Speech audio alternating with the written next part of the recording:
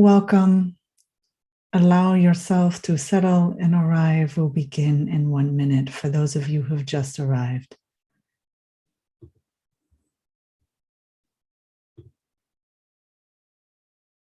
Okay, we're at the top of the hour, 3 p.m. Eastern Standard Time, 2200, 10 p.m. here in Israel. Welcome. Welcome to the Institute for Holiness, Kehilat Mussar's weekly awakening Torah, Mussar Mindfulness talk and guided mindfulness meditation sitting. I am Rabbi Chasya Uriel Steinbauer, the founder and the director of the Institute for Holiness. Welcome for those of you arriving just now. And we live stream weekly on Zoom, on our YouTube channel, on Facebook, LinkedIn, and Twitter. So I welcome all of you. And as we begin each week, we begin with our kavanah, with our intention for our practice, which I share with you on the screen briefly.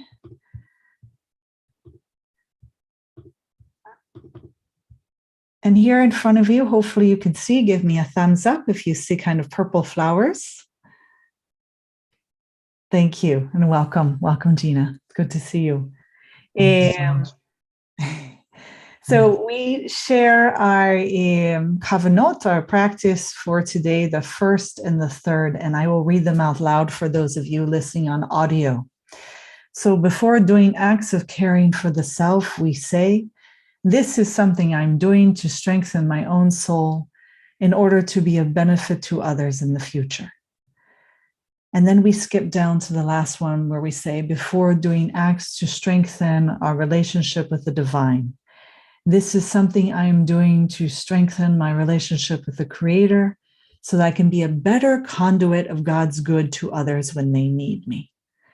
So we take in that kavanah, that tension for today, and may we merit bringing it to our practice today as we enter our 32nd sitting today on Sunday, May 8th, the 22nd day of the Omer. We've entered it here, and it's the 7th of ER here. And we're going to be looking in Israel here. We are looking at the parasha from yesterday, Emor. But for those of you outside of Israel, you will be coming up on this Torah reading for the Shabbat that's coming. So we're now in a little bit of a split calendar.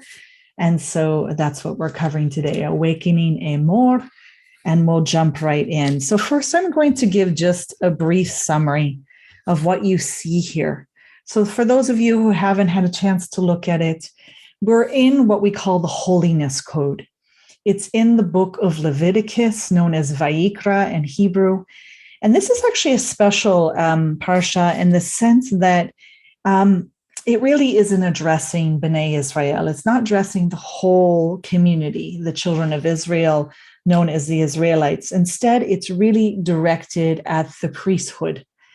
And I'll give you a brief summary from the Jewish Publication Society. I sometimes bring them in their book on Leviticus here. So they share with us that essentially it's addressed to the priesthood, and it reflects the special content of these two chapters. And so it deals with the laws of purity, dealing with tahor, and it prohibits the priest from having contact with the dead. And there are marital restrictions imposed on the priest. There's this idea that they have to marry a certain type of woman, and the women outside of that are not acceptable. So therefore, his purity is affected by who he marries. So we're going to hold that in mind because I'm going to bring that up later, all right? And then the requirement of physical soundness for officiating the priesthood. So I'm just going to say this more transparently and directly. There's a real concept that the body has to be a certain way, and it for me, it brings up issues of fascism in the sense that no one can have any physical sign of disability, of defect, or anything of that sort in order to serve, in order to officiate in the actual sanctuary. The person can still be a priest and they can still partake in the food known as truma, but they can't actually officiate. And so we're going to want to hold on to that also, what that means about our community and how it's evolved. And then finally, in the fourth prerequisite, there's this idea of taking the sacred donation known as truma, and it's allocated to the priests as their food. All right. So just like the animal that's up for sacrifice in that sacrificial system back then, that animal has to be free from defect, any sign of injury or illness, and the same thing with the priest. We really are seeing this, they term it as scapegoat, but in the sense of being a replacement, the animal is a replacement for the actual human sacrifice. And I think that's what we're witnessing here. So that's the background, okay? That's what I want you to really have in mind, this kind of special status of the Kohanim, of the priesthood. They're actually called Kedusha, which is like this holiness. We now have this concept of a whole class of people of the priesthood who are signifying this holiness here, and they have to stay pure. They have to stay tahor in order to serve. And if they can't or they don't, then they won't be able to officiate. That's how it's mapping out right now in the Mishkan, in the desert. And with that background, there's so many things I wanted to touch on, but I really want to focus on a couple areas, because part of our practice in Mussar Mindfulness is really noticing where we're triggered in the text. And of course, I'll hear from who's ever here now if they were triggered or what came up for them. But for me, I will share with you what really begins to come to mind for me, and what I'm somewhat having trouble with. So the first is, I want for us to remember the biblical concept of Kedusha, of holiness, and to keep in mind that in that kind of biblical religion that we're witnessing here in the Torah, that holiness cannot be achieved by individuals alone. We have a very strong concept of individuality today. How we practice, how we live, we tend to think that we can almost live as an island of ourselves, and then sometimes we give credence to the idea that we're all one and we're connected. But there's still very strong individualism. But back in the biblical mindset and into our ancestors, that holiness could not be achieved by just one individual doing well and being ethical and giving to the community. It really was a communal thing that really only found its life in the community acting together. And what you end up producing in that kind of environment, and I think we're witnessing it here in this parasha of Emor, is, for me, a little bit of an unhealthy codependency. And let me explain what that means. For the priest, and particularly the high priest, for him to have to marry only a virgin, a woman who's never had intercourse with a man or been married, and that she must be married in his priestly clan. And there's this concept that the divorced woman, for instance, is one that is always suspicious that she's only been divorced because infidelity. All right. And then there's not even wanting to marry the widow. This concept now that you're so intertwined with this other person that they're going to determine your purity status and affect it and what you're going to end up doing in the sanctuary. So this is quite new. We haven't witnessed this in the book of Genesis. We haven't witnessed this even in the book of Exodus. This is a new concept, a new type of marriage and relationship. Like, we didn't witness this with Abraham and Sarah. There definitely was a codependency, but it wasn't based on like having to have complete purity in the household and who you married and what you did. And the same thing, he can't be around these any dead bodies, particularly the Kohen Gadol, the high priest, right? He can't even bury his own parents. The other priests can, but there's this like real intense, really communal connection that one can't even live out its life almost as an individual in a sense without being totally at one and connected with others. Okay, so I want to bring that in as a background. Because it then goes on to affect this concept of what we're going to call a mumim. The chapter on Emor discusses priests who are born with physical disabilities, defects, whatever language you want to use. They're not allowed to serve. And it's tied to animal sacrifice in those also. And this is where I was really triggered because just this idea that there would be this category of a human being created in the likeness and image of God, and it's not acceptable based on that there's some defect that's considered in the Torah not to be allowed within the holiness structure to serve. And this is a little bit surprising to me in the sense that, I mean, it is surprising in the modern sense, but I can see it in the biblical sense, but I want to point out the difficulty for us that we're having this concept that you shall be holy and that we all supposedly as a community can participate and have to. We rely on one another to keep that purity and holiness in order to have God dwell in the camp and reside there. But now you have this category of person that's not allowed to serve because, let's put it in the language of the Bible, that God has had them been born this way.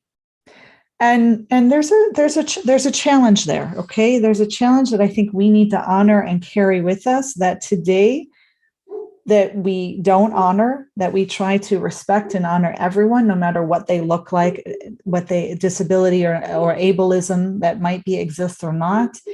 And that everyone has this potential to be on the path of holiness and to serve and to practice. And we have to keep in mind this root and keep in mind that we have evolved, and there's something really positive about that evolving, that we shouldn't see it as leaving some, pure intention there. So what I want to share right now and just touch upon before we go into our city meditation is one pasuk, and I'm going to share the screen with you, one verse from the Torah. This comes in chapter 22, which is in our weekly parasha. And here you have the Hebrew and the English. So I'll read both. Velo techalalu et shem kodshi v'nikdashti betoch b'nei Yisrael. Ani Adonai mekadish chem. Okay, you shall not profane my holy name, that I may be sanctified in the midst of the Israeli people. I will sanctify you. This drives our ancestors crazy in the sense of the rabbinic exegesis. All of a sudden, Nechama Leibowitz, in her wonderful book on Vayikra and Leviticus, brings a great question arises, right? How can man, the human and earthly creature made of dust, profane or sanctify God, the source of holiness? Indeed, is not any holiness that the human may reach at all merely just an imitation of the divine holiness and the spirit of the commandment, you shall be holy, right? Kiddushim teyu, because I am holy. So what strange commandment this is that enjoins on us who are not holy to sanctify God's name. So this concept that the human being could not possibly sanctify God, right? Like, how is this possible that we could actually affect God? And this is where I feel the Dharma from the Theravada and even Zen tradition, although my specialty is in Theravada Vipassana, it can teach us something about this. And I'll describe a little bit more. But in in the classic texts of the Buddha, for example, let me stop sharing here. There is this concept that gets developed later on by followers, later Buddhist teachers, essentially, who basically face a problem of resolving contradictions that they find in the text. This should sound familiar even within biblical study, right? So the Buddhist teaching of the Dharma may be viewed as a path of release from dukkha, right, of suffering. And so the first noble truth equates life experiences with pain and suffering. And the language was very simple and colloquial because it was meant to reach certain people. So because of the various statements actually can appear contradictory, later Buddhist teachers suddenly start to try to resolve these. And they come up with this wonderful concept. Okay, it's an exegetical, I hope I can say this, excuse me, my English. It's a technique distinguishing between two levels of truth and what is often called the relative truth and the absolute truth. And there's something quite beautiful and useful in our practice to be able to live with this. So the relative is a dimension of our reality in which each and everything is identified and defined in its relative positions. So anything that like manifests and happens, anything that we can kind of see separate from us, it's this delusion of separateness, right? There's individuality, there's uniqueness. There's difference, there's interdependence. It's the life that we live here and now and how we label things. And the absolute truth is this dimension of reality in which each and everything is part of a seamless whole. It's when you hear practitioners say, we're all one. And we kind of have to think, well, what does that actually mean? But often when people are using that term, it's this absolute truth, this reality that is manifesting through phenomena, through sometimes what we can't even see, what we might label the mystery, the great mystery of the divine, for instance. And so this beautiful concept comes to us, and I think it's very helpful and useful today for us addressing this text on suddenly how could even Bnei Israel in its unified community and so concerned now about purity in a way that wasn't there before, how can they affect God? How can they affect the presence of God? So you might say that that's part of, I've been struggling with this, so I want to hear feedback after our sitting together. But you might say this might be a part of our relative truth. What we see is that we know that we inherited and we believe that we're supposed to behave in a certain way in order to affect God's presence in the community and in the sanctuary in the temple. And that's that relative truth. And we get really caught up in these laws of purity, how the priest has to be, who he has to marry, what bodies he has to stay away from. We start getting into really strict, rigid rules, rigid to us today often. And the absolute truth, okay, we would probably say, no, the human being really probably doesn't affect God in the way that we're thinking in this relative truth, that there's this larger, wholesome way of being, and that the human understanding resides more in this relative truth and where we feel that we're commanded, or at least we've been passed down from our ancestors, and how we live that out. So, and this is how it gets worded through Nechama Lebowitz, but let's use some of that language from the Dharma because it's very helpful. So she says the answer may be found if we distinguish between the essential holiness. So we might say here the absolute truth here. The essential holiness of God, which transcends time and place, unaffected and unchanged by them. And the holiness of God's name, which is what we just read in that verse, the pasuk. The holiness of God's name is this relative truth here. And that is the propagation of human acknowledgement and recognition of God and the relationship and the following a certain way of being in order to have that relationship. So the positive precept to sanctify God's name among the community, among the children of Israel, and the negative one that you shouldn't profane it, really reside in this world of this, what I'm going to say, the relative truth. All right. And I think that's very helpful to us, where we won't have to get caught up, because a lot of people get caught up even today.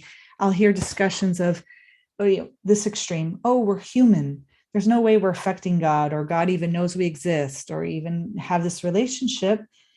I don't think we need to stay there. That's a stuckness.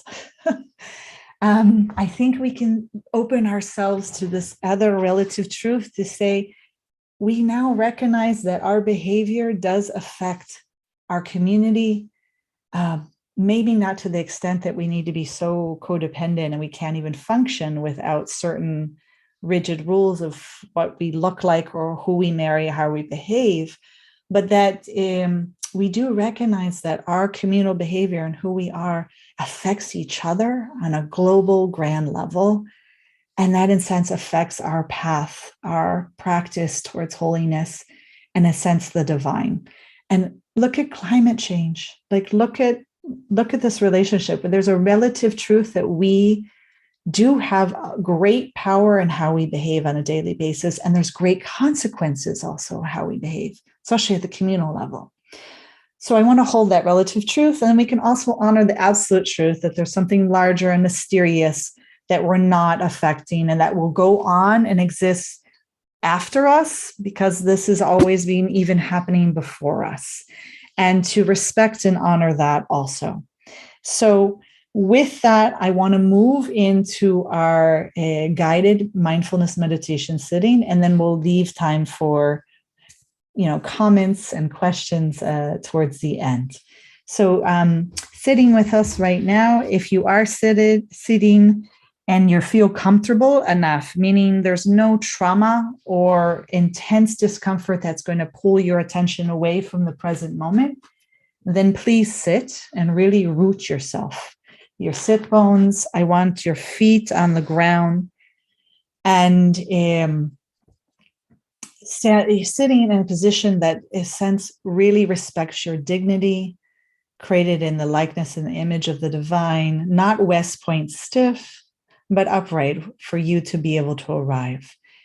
For those of you that do need to have another dignified position, please lie down if you need to. I recommend keeping the eyes open so that you remain awake and alert. For others, they might go and sit on their zafu or their cushion. For others, you can also do a walking meditation or even stand next to a chair, I recommend, so that you will feel protected if you begin to, feel unstable. And with that, allow your hands to rest in whatever position works for you. If you're new to meditation, you can just gently let them rest on your lap. Some people like to hold their heart to begin to feel where they are in this moment. And if you feel safe and able and ready, you may shut your eyes. Otherwise, lower your gaze in front of you and take 3 deep cleansing breaths.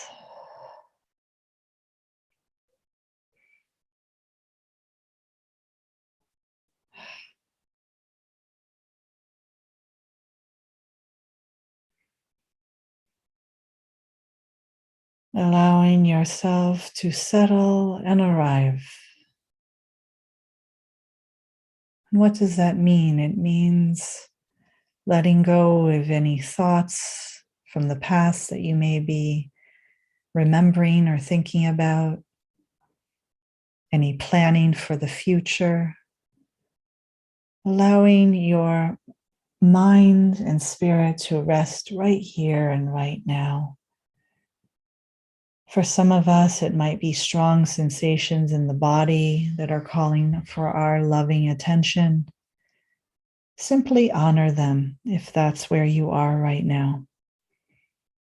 You can even whisper, which is a form of mental noting, I will visit you later.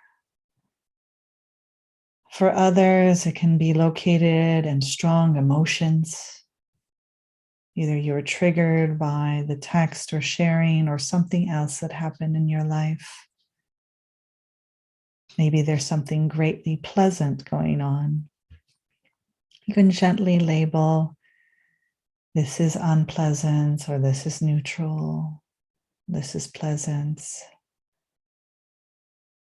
Allowing yourself to come to the present moment of your breath as your anchor, my voice, where you want to locate yourself. For those of you with any trauma of breathing, perhaps from surviving COVID or any asthma or anything else, please allow your anchor that keeps you in the present moment to shift to sensations in the body or to my voice. I will go silent from time to time, so feel free to shift to a different anchor besides the breath.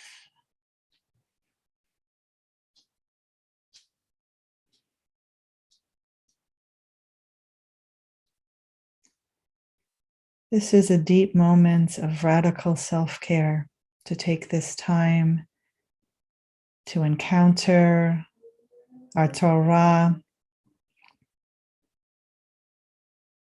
address it from our lens of Mussar Mindfulness.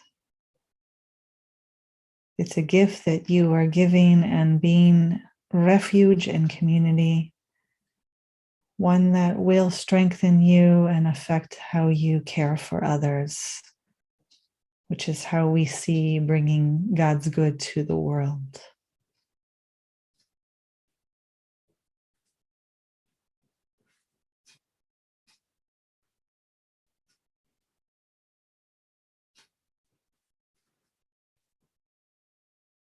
Today, with so much collective and intergenerational trauma, with war, climate change,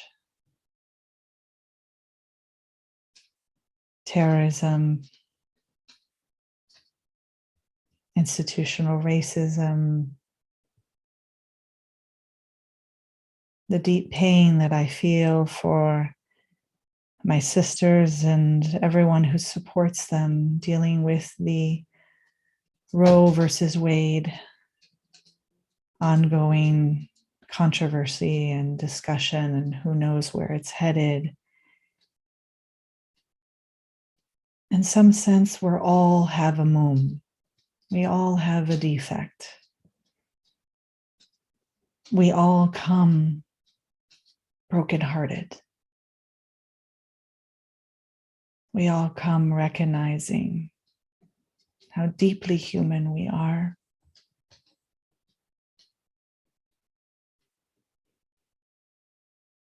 All it takes is a sitting practice together to recognize and allow just how judgmental we can be towards ourselves and towards others.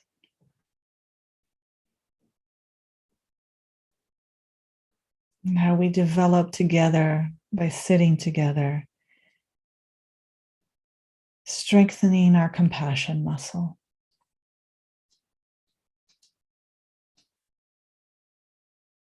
Knowing that if we can practice self-love and self-honor over time, it strengthens how we honor and love others and care for them.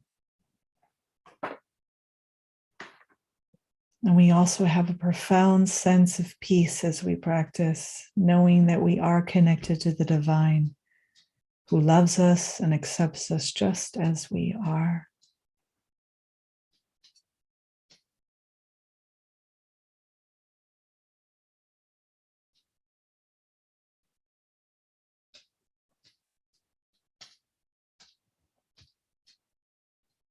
Allow an investigation of the felt sense of the body.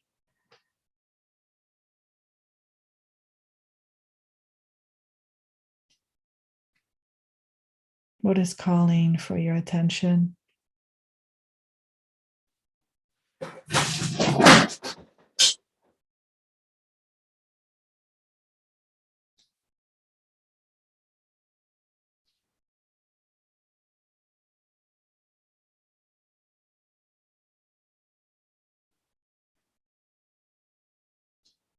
Gently ask yourself, can I be with this?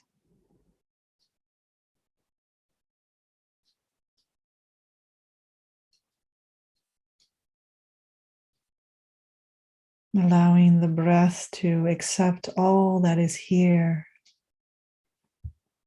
right here and right now.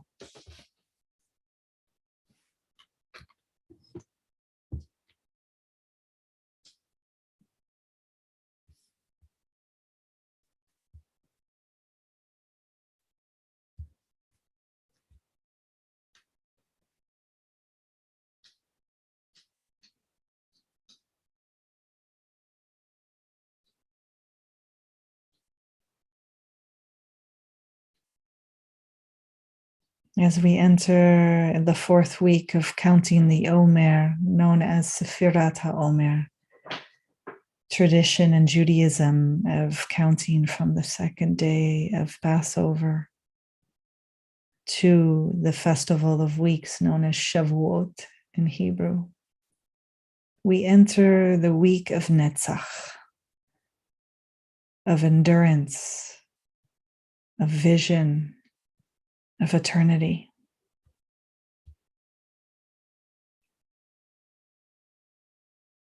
So we tap in as we learn Torah together and engage in this practice. What is it that helps us lift our eyes to practice compassion, metta, chesed, loving kindness? What helps us believe, trust, imagine in the expanse of possibility?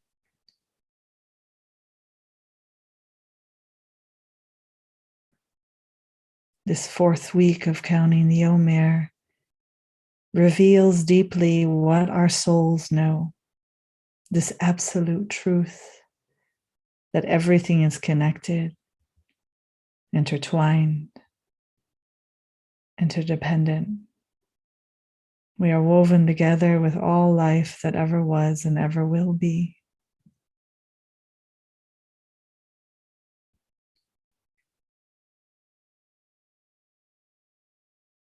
And as Rabbi Yair Levi teaches, we are here for our short time, our relative truth. And everything we do matters. Our choices, our actions, our devotion. We continue to create the world. We continue to affect each other.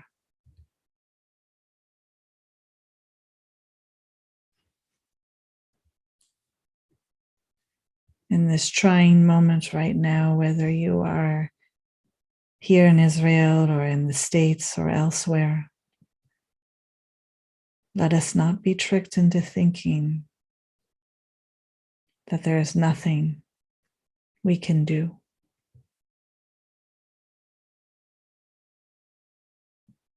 Everything we do matters. Every moment of connection creates strength. Your connection to yourself right now in your practice with all of us here at the Institute. Every act of kindness, compassion, generosity endures.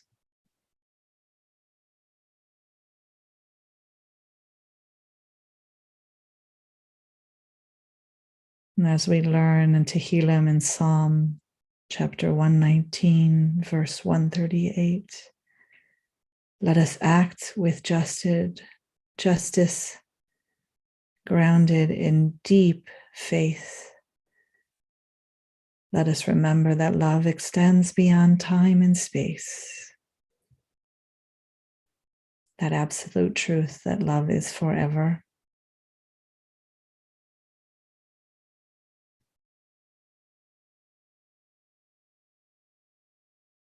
As we enter into some time of silent meditation, allow yourself to practice radical kindness in honor of the Omer.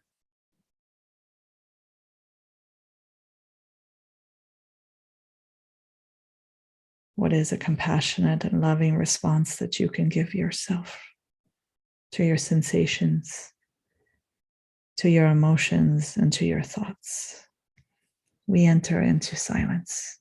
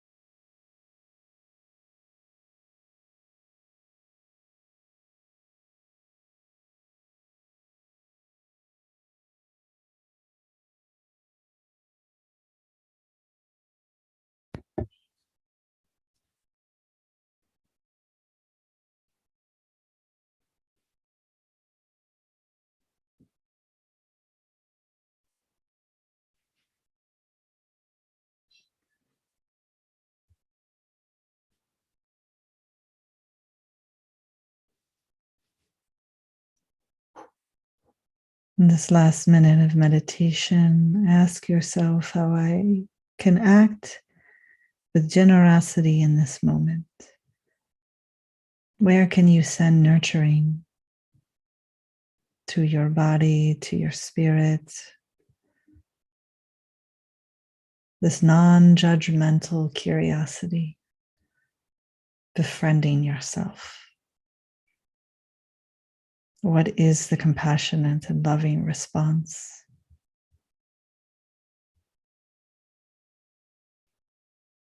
Let us honor the isolation and pain of our ancestors who were excluded, like the priests who had disability, something else different with their bodies. Know that they are rooting for us. Let us honor the ancestors of the woman who is not believed of her fidelity, easily divorced and cast aside, not worthy of marriage to the Kohanim. We honor her and bring her into our compassion, knowing that she is rooting for us, how far we have come and still so far to go. And the generation to come holding us in their prayers, this absolute truth. Let us act in their honor for the well-being of all beings.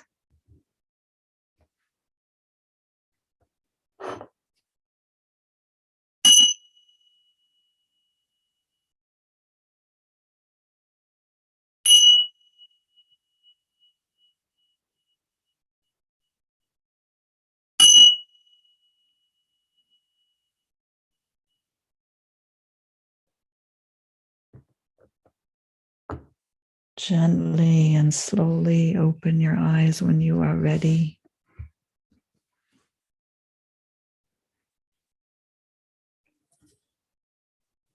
You can join us back in this sacred circle on Zoom and YouTube and Facebook, and LinkedIn and Twitter, wherever you may be joining us, or even on their website at kehilatmussar.com. I am Rabbi Chasya Steinbauer, founder and director of the Institute for Holiness, Kehilat Mussar, and I am honored to have you